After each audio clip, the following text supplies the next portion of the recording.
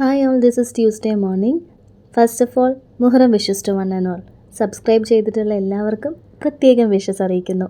രാവിലെ തന്നെ എണീറ്റ് വന്ന് ബ്രേക്ക്ഫാസ്റ്റിന് മുന്നേ അരി ഗ്യാസിലേക്ക് വെക്കുന്ന എന്തിനാണെന്ന് നിങ്ങൾക്ക് താമസിക്കാതെ മനസ്സിലാവും കേട്ടോ.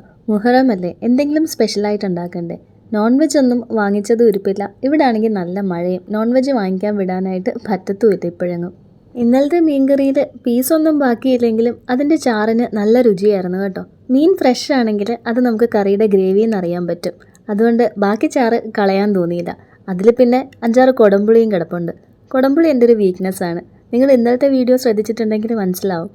ഞാൻ കഴിക്കാൻ നേരം ആദ്യം മീനിനേക്കാളും മുമ്പേ ഞാൻ കറിയിൽ നിന്ന് കോരിയെടുക്കുന്നത് കുടംപുളിയായിരിക്കും. അത് മീൻ പിച്ചി കഴിക്കണ പോലെ തന്നെ ഞാൻ പിച്ചി കഴിക്കുകയും ചെയ്യും. ഇന്നലെ രാത്രി അലന് കഴിക്കാനായിട്ട് ചപ്പാത്തിയുടെ കൂടെ ഇവിടെ കറിയൊന്നും ഉണ്ടായിരുന്നില്ല. മീൻകറി ഉണ്ടായിരുന്നു, പക്ഷേ അതിൽ പീസസ് കഴിഞ്ഞതുകൊണ്ട് അതെങ്ങനെ വെറും ഗ്രേവിയായിട്ട് കൊടുക്കുമെന്ന് ആലോചിച്ചിട്ട് ഞാൻ പിന്നീട് കുറച്ച് പരിപ്പ് കറി ഉണ്ടാക്കി. ദാൽ ഉണ്ടാക്കിയപ്പോൾ ഇത്തിരി അധികം തന്നെ ഉണ്ടാക്കി. ഇന്ന് രാവിലത്തെ ബ്രേക്ക്ഫാസ്റ്റിനും എടുക്കാമല്ലോ. ക്ലാസ് ഇല്ലാത്തതുകൊണ്ട് ബ്രേക്ക്ഫാസ്റ്റിൻ്റെ കറി ആയിരുന്നാൽ പെട്ടെന്ന് വന്നിട്ട് നമ്മുടെ പാക്കറ്റ് ചപ്പാത്തി അങ്ങ് ചുട്ടെടുത്താൽ മതിയല്ലോ. ചപ്പാത്തി പാക്കറ്റ്സ് ഇവിടെ വീട്ടിൽ കൊണ്ടുവന്ന് വെക്കുന്നത് ഒരു ചേട്ടനാണ്. ചേട്ടൻ്റെ പേര് ഞാൻ ഇതുവരെ ചോദിച്ചിട്ടില്ല. ചേട്ടാന്ന് വിളിച്ച് പേര് ചോദിക്കുന്നതിനേക്കാൾ അപ്പുറം ഞങ്ങളങ്ങ് നല്ല ക്ലോസായി. ആ ചേട്ടൻ്റെ മോൾക്ക് കുക്കുൻ്റെ പ്രായമുള്ള ഒരു കുട്ടിയും ഇതുപോലെ നിലുവിൻ്റെ ഏജുള്ള ഒരു കുട്ടിയും ഉണ്ടെന്നാണ് പറയുന്നത്. നിലുവായിട്ടും ആൾ നല്ല കമ്പനിയാണ് കേട്ടോ. പുള്ളി തിരിച്ചു പോകുമ്പോൾ വണ്ടി സ്റ്റാർട്ട് ചെയ്യാൻ നേരത്ത് നിലു നിലവിളിക്കും പോകാനായിട്ട് കൂടെ. ഇവിടെ ചപ്പാത്തി ഉണ്ടാക്കുമ്പോൾ എണ്ണയോ നെയ്യോ ഒന്നും തടവാറില്ല കേട്ടോ. അങ്ങനെ ചെയ്യുമ്പോൾ ചപ്പാത്തി ഹാർഡായി പോകും എനിക്ക്. പിന്നെ ഈ ഫുൾക്കയുടെ ഹെൽത്ത് ബെനിഫിറ്റ്സ് മറ്റേ ചപ്പാത്തിയേക്കാളും കൂടുതലായതുകൊണ്ട് ഇത് തന്നെയാണ് അങ്ങ് ചെയ്യുന്നത്.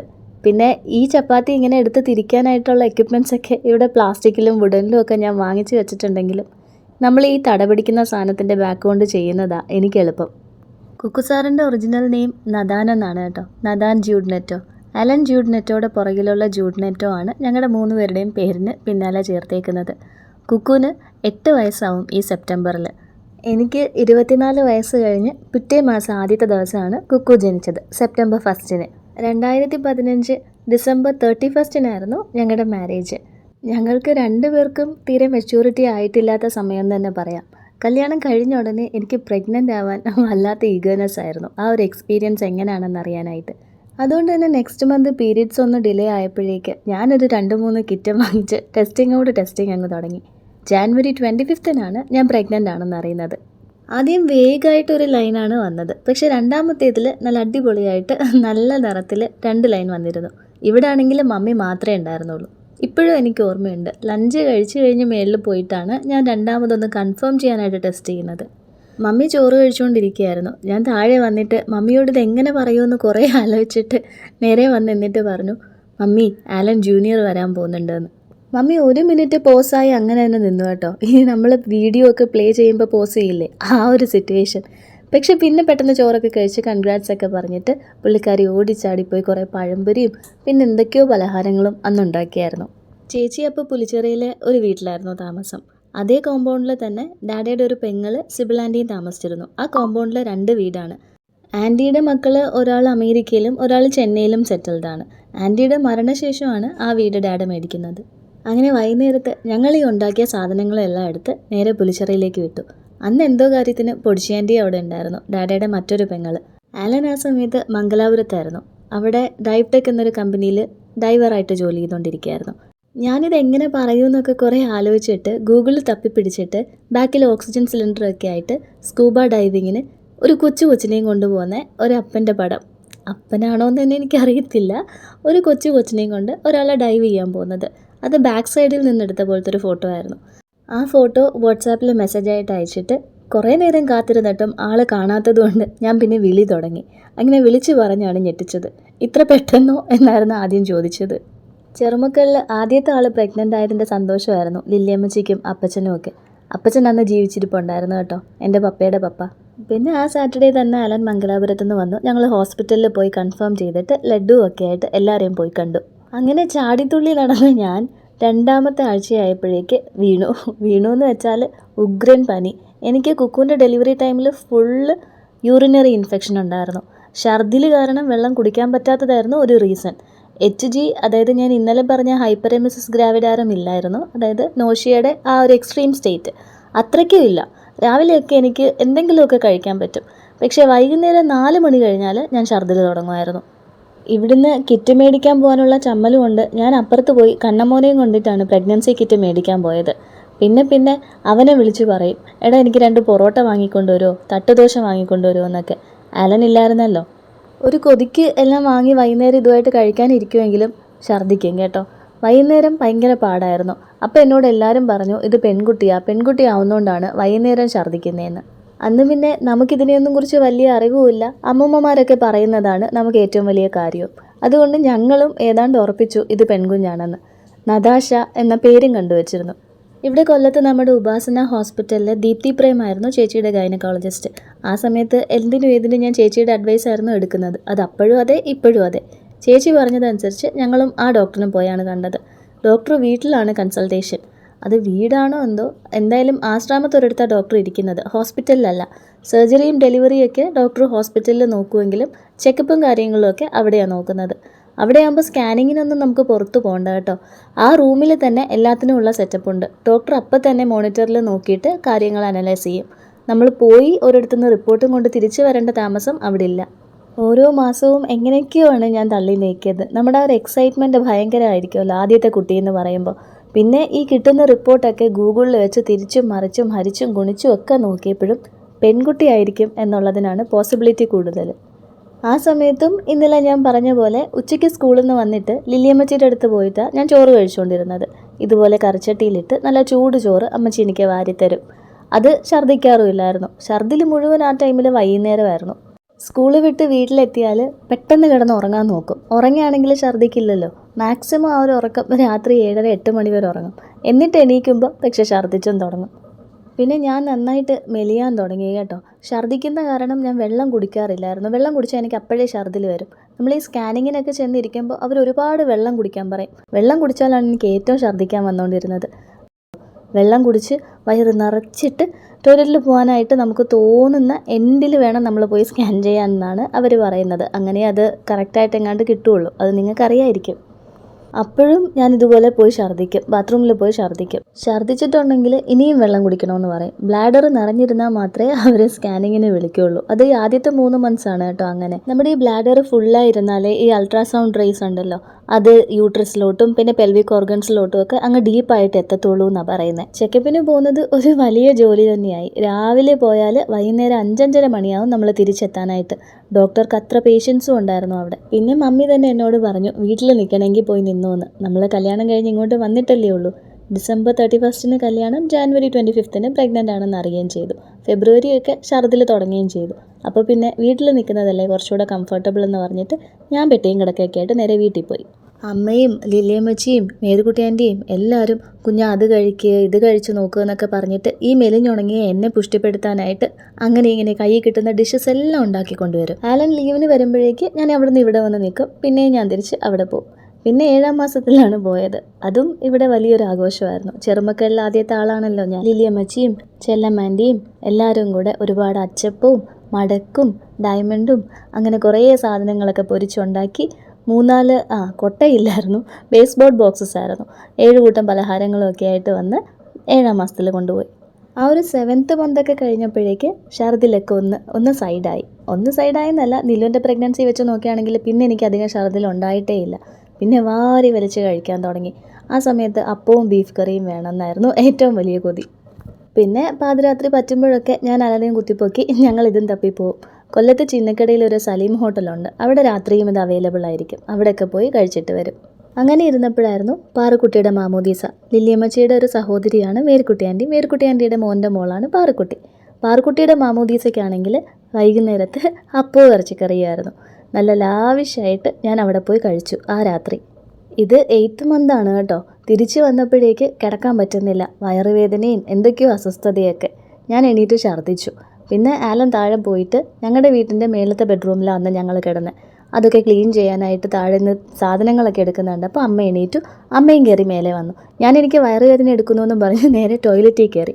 അപ്പോൾ അമ്മയ്ക്ക് ഒരു ചെറിയ പേടിയൊക്കെ തോന്നിയിട്ട് അമ്മ പറയുന്നുണ്ടായിരുന്നു, നീ അധികം പുഷൊന്നും ചെയ്യരുത്, എന്ത് വേദനയാണെന്ന് നിനക്കറിയത്തില്ല, ഇറങ്ങി വാ, നമുക്ക് ഹോസ്പിറ്റലിൽ പോകാമെന്ന്.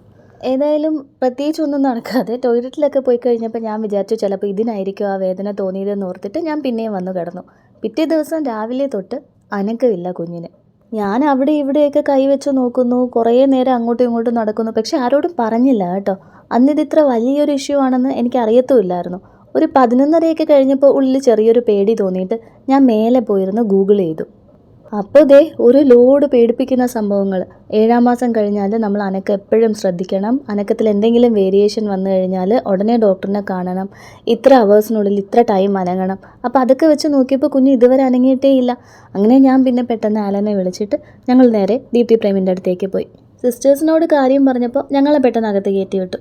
ഡോക്ടർ സ്കാനൊക്കെ ഒന്ന് ചെയ്ത് നോക്കിയിട്ട് പറഞ്ഞു, കോഡ് എന്തോ ചുറ്റിക്കിടക്കുവാണ്, കുഞ്ഞ് അനങ്ങാൻ ശ്രമിക്കുന്നുണ്ടായിരിക്കണം, അങ്ങനെ ശ്രമിക്കുമ്പോൾ ഇത് മുറുകുന്നതുകൊണ്ടാണ് ആളിപ്പോൾ അനങ്ങാതിരിക്കുന്നതെന്ന്. ആദ്യമേ തന്നെ ഞങ്ങളോട് പറഞ്ഞിരുന്നു കേട്ടോ, കുക്കു ബ്രീച്ച് പൊസിഷനിലാണ് ഇരിക്കുന്നതെന്ന്. അതുകൊണ്ട് ആ ടൈമിൽ ടേൺ ചെയ്ത് വന്നിട്ടും ഇല്ലായിരുന്നു. ടേൺ ചെയ്യാൻ ശ്രമിക്കുമ്പോൾ ഈ കോഡ് ചിലപ്പോൾ ഒരു തടസ്സമായിട്ട് നിൽക്കുന്നതാവാം, അതാവും ഇത്ര നേരമായിട്ട് അനക്കമില്ലാത്തതെന്ന്. അങ്ങനെ അവിടെ ചെന്ന് ഡോക്ടറെ കണ്ടു കഴിഞ്ഞ് ഹാർട്ട് ബീറ്റൊക്കെ ഒന്ന് കേട്ടപ്പോൾ ഒരു സമാധാനമായി. എക്യുപ്മെൻറ്റ്സ് ഒക്കെ അവിടെ ഉള്ളതുകൊണ്ട് നമുക്കതൊക്കെ കേൾക്കാമല്ലോ. സ്ക്രീൻ എങ്ങനെ ഡോക്ടർ കാണിച്ചു തരില്ല, ഇനി ചിലപ്പോൾ നമ്മൾ എന്ത് കുട്ടിയാന്നൊക്കെ നോക്കുമെന്ന് വെച്ചിട്ടാവണം സ്ക്രീൻ കാണിച്ചു തരില്ല. പക്ഷെ ഡോക്ടർ ഇത്രയും കാര്യവും പറഞ്ഞു. എന്നിട്ട് ഞങ്ങളോട് പറഞ്ഞു, ഇനി വെയിറ്റ് ചെയ്യാൻ പറ്റില്ല, വീട്ടിൽ പോയിട്ട് നേരെ എടുക്കാനുള്ളതൊക്കെ എടുത്തിട്ട് ഹോസ്പിറ്റലിലേക്ക് വരണം എന്ന്. അന്ന് എനിക്ക് ഇത്രയും കാര്യശേഷിയൊന്നും ഇല്ലാത്തതുകൊണ്ടാവണം ഇറങ്ങിയപ്പോഴേക്ക് അവിടെ ഒരുപാട് പേഷ്യൻസ് ഒക്കെ ഉണ്ടല്ലോ. ഞാൻ ആലനോട് പറഞ്ഞു, ഇനി ഇത്രയും പേരെ നോക്കിയിട്ടൊക്കെയല്ലേ ഡോക്ടർ അങ്ങോട്ട് വരത്തുള്ളൂ, നമുക്ക് വീട്ടിൽ പോയി ചോറ് കഴിക്കാം, എനിക്ക് വല്ലാണ്ട് വിശക്കുന്നു, വല്ലതും കഴിക്കണം എന്ന്. രാവിലെ ഈ അനക്കമില്ലാത്ത ടെൻഷനിൽ ഞാൻ അധികം ഒന്നും കഴിച്ചിട്ടും ഉണ്ടായിരുന്നില്ല. വരുന്ന വഴി തന്നെ അമ്മേനെ വിളിച്ചു പറഞ്ഞു, ഡോക്ടർ ഇതുപോലെ ഹോസ്പിറ്റലിലോട്ട് ചെന്ന് അഡ്മിറ്റ് ആവാൻ പറഞ്ഞിട്ടുണ്ട്, ചോറെടുത്ത് വെക്കണേന്ന്. അങ്ങനെ ഞങ്ങൾ നേരെ വീട്ടിൽ പോയി ചോറും മോരും മത്തിക്കറിയും ഒക്കെ ആയിരുന്നു. അതൊക്കെ കഴിച്ചിട്ട് എൻ്റെ വീട്ടിന് നേരെ അടുത്തായിട്ട് സെൻറ്റ് ജോസഫിൻ്റെ ഒരു കുരിശടിയുണ്ട് കേട്ടോ. ഞാൻ അവിടെ പോയി പ്രാർത്ഥിച്ചു. അമ്മ പറഞ്ഞു പോയി പ്രാർത്ഥിച്ചിട്ട് പോയാൽ മതിയെന്ന്. അപ്പോൾ ഞങ്ങളുടെ ഈ മാരേജൊക്കെ ഉറപ്പിച്ചു കഴിഞ്ഞ സമയത്ത് ഞാൻ ഈ കുരിശടിയിൽ പോയി പ്രാർത്ഥിച്ചിട്ട് ആ രൂപത്തിൽ തൊട്ടുമുത്താൻ നേരം ആ ഗ്ലാസ്സിൽ ഇങ്ങനെ എല്ലാം എഴുതി വയ്ക്കുമായിരുന്നു കേട്ടോ, ആലൻ ലയോണ എന്നുള്ളത്, മാരേജൊക്കെ നല്ലപോലെ നടക്കാൻ വേണ്ടിയിട്ട്.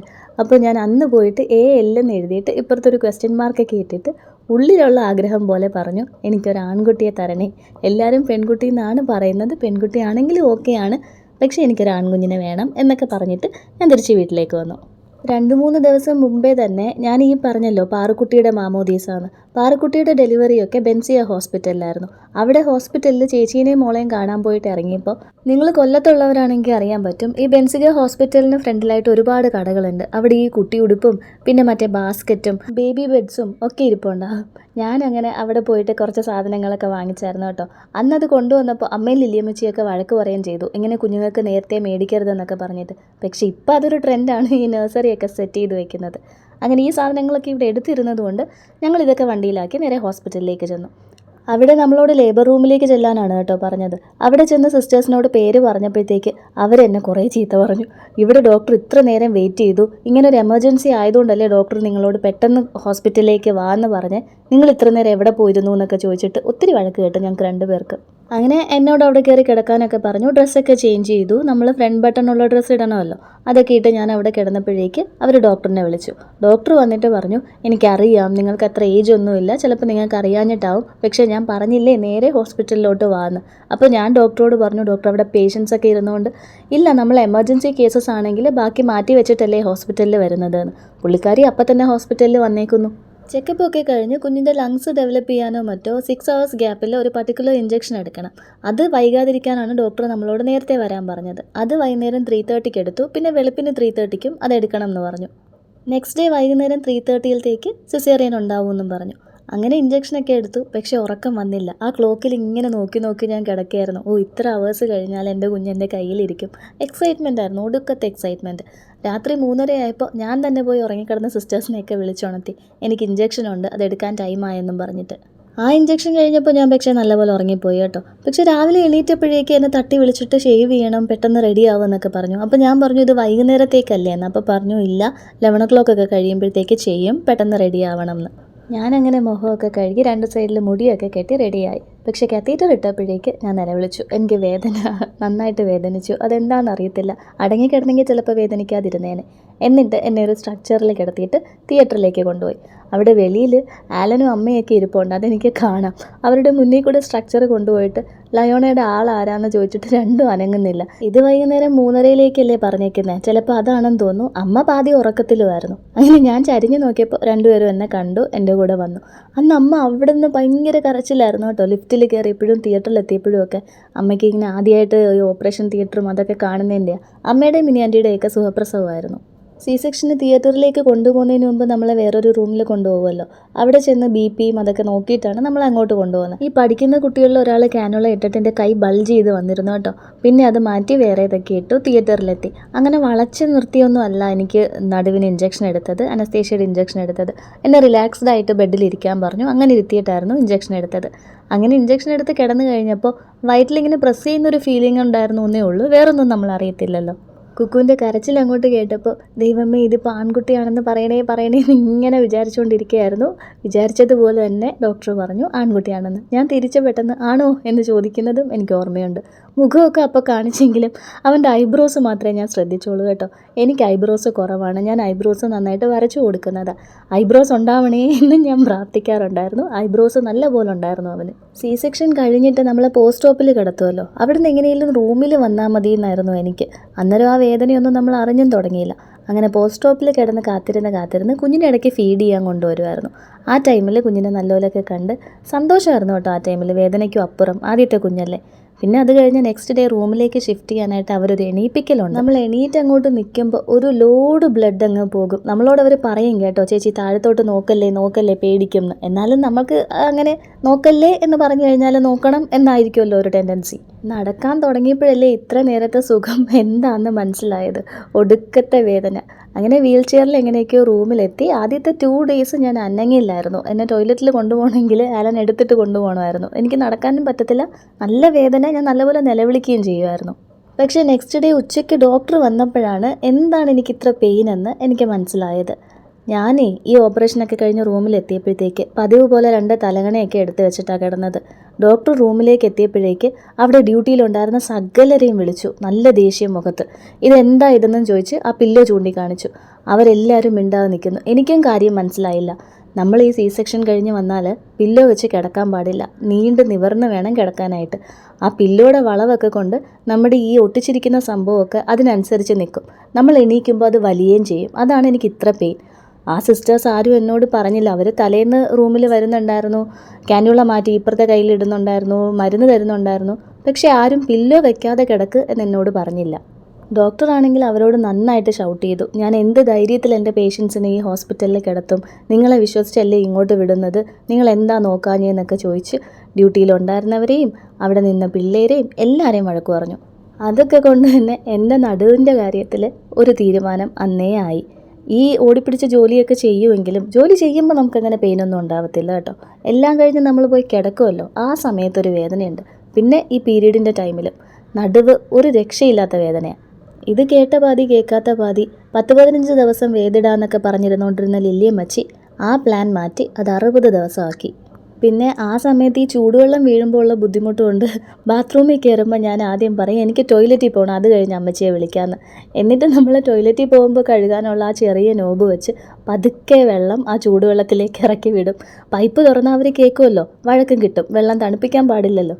അങ്ങനെ ഒരു ചെറിയ തണുപ്പൊക്കെ ഞാൻ ആക്കിയെടുക്കും. എന്നാലും ലില്ലിയമ്മച്ചി വന്ന് കൈ തൊട്ട് അറിഞ്ഞു കഴിഞ്ഞാൽ പിറ്റേ ദിവസം ഈ പരിപാടി നടക്കില്ലല്ലോ. അതുകൊണ്ട് തന്നെ ഒരു പോയിന്റിൽ അൺസഹിക്കബിൾ ആണെങ്കിലും ആ ചൂട് ഇരിക്കട്ടെ എന്നും വിചാരിക്കും. പിന്നെ മൈൻഡിൽ ഞാൻ ഇങ്ങനെയൊക്കെ കിടന്നതുകൊണ്ട് ചിലപ്പോൾ ഇങ്ങനെയൊക്കെ എനിക്ക് ഇഷ്യൂസ് ഉണ്ടാവുമല്ലോ, അപ്പോൾ ഈ ചൂടുവെള്ളം ഒഴിക്കുന്നത് ആശ്വാസമാവുമല്ലോ എന്നൊക്കെ വിചാരിച്ച് അങ്ങനെ കടിച്ച് പിടിച്ച് ഞാൻ എൻ്റെ വേദമൊക്കെ തീർത്തു.